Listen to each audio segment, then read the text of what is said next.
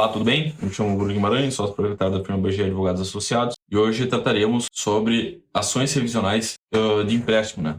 Jurisprudência e tendência. As ações revisionais, como um todo, né, que envolvem qualquer tipo de transação bancária, ela é regida pelo entendimento do Superior Tribunal de Justiça, e bem como, né, o Código de Defesa do Consumidor, que veda, né, práticas abusivas. E nesse entendimento de vedação às práticas abusivas, o Superior Tribunal de Justiça tem aplicado o entendimento que quando excede substancialmente a taxa média de mercado, aquele contrato, seja de empréstimo ou alienação fiduciária, tanto faz, ele será considerado abusivo. Acontece, porém, que, como a gente já mencionou em algumas outras situações, o mesmo entendimento do Superior Tribunal de Justiça, ele abre de forma muito ampla o leque de opções, né, o leque de conceitos, melhor dizendo, do que seria abusividade. Por exemplo, né, o Superior Tribunal de Justiça falou que cabe ao magistrado interpretar o que é abusivo para ele.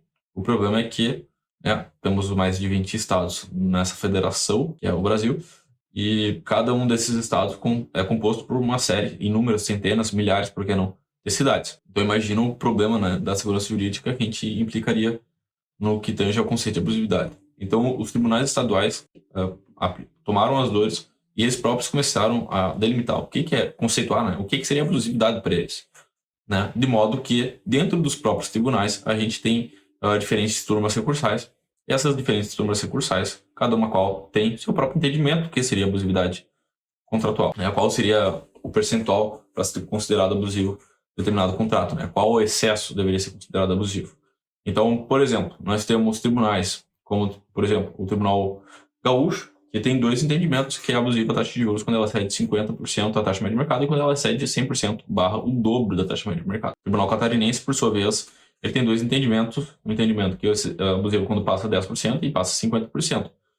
Todavia, né, o Tribunal de Justiça de Santa Catarina também tem uma surpresinha.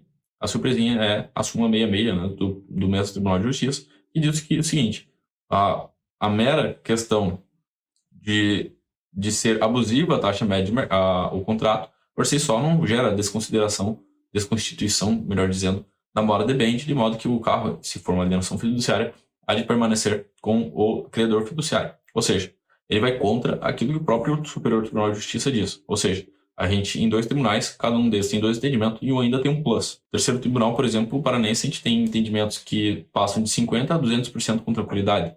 Tribunal paulista, a mesma coisa. Então, cada tribunal tem um conceito de abusividade diferente. Segurança jurídica não há, né? Vai depender da sorte de onde é o estado que você está localizado, bem como ter a sorte também de cair com uma turma recursal que seja favorável ao seu propósito. Já teve situações, né, de um mesmo dia serem protocolizadas duas ações iguais, caíram em câmaras diferentes, uma foi procedente, outra foi improcedente, ou seja, numa a gente ganhou, na outra a gente perdeu.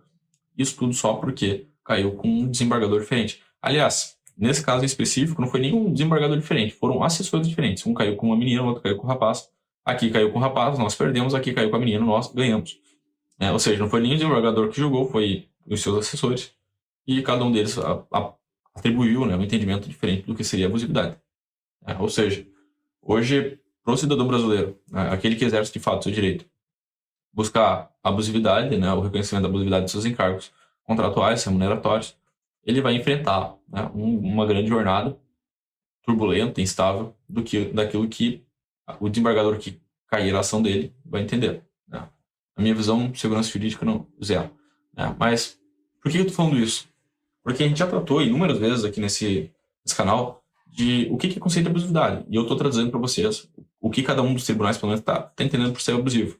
Porque a partir do momento que a gente tem o reconhecimento da abusividade, ou melhor, o reconhecimento daquele tribunal, a gente tem uma maior segurança para perguntar para o nosso cliente: olha, o teu contrato está abusivo, ou o seu contrato não está abusivo. Olha, dá para arriscar, não dá para arriscar. Por exemplo, em Santa Catarina, se o contrato do cliente passar 50% e ele quiser continuar pagando o contrato, ótimo, a gente vai ter uma procedência, porque as duas câmaras entendem que é abusivo 110% e 150%, ou seja, 150%, se estiver acima, todas as câmaras vão entender para abusivo. Só basta que tu continue pagando o contrato. No estado do Rio Grande do Sul é diferente. Se o teu contrato tiver abusivo 50%, tu tem 50% de chance de ganhar aquele processo. Ou 50% de chance tu tem o risco de perder. Já no estado paulista, a discrepância de entendimentos é ainda maior. O estado paranaense tão grande quanto. Então, veja, conheça, né, ou melhor, procure advogados que conheçam o entendimento de cada um dos tribunais para que ele possa lhe dar a maior, ou melhor dizendo, a melhor assistência jurídica possível. Porque advogados que se utilizam, por exemplo, da lei de usura, como a gente tratou no vídeo anterior, para fundamentar a eventual defesa na ação de busca e apreensão, ele não sabe completamente que ele não sabe, com toda certeza, ele não sabe o que está falando. Todavia, aquele advogado que conhece o melhor entendimento do tribunal, ele tem melhores condições de estar levando seu caso à vitória. Né? Por hoje só, a gente foram alguns pequenos desvaneios sobre o que seria uma ação revisional. Né? A gente já falou sobre inúmeras oportunidades as abusividades mais recorrentes e já falamos em inúmeras oportunidades qual o procedimento que é mais apropriado para determinado tipo de ação.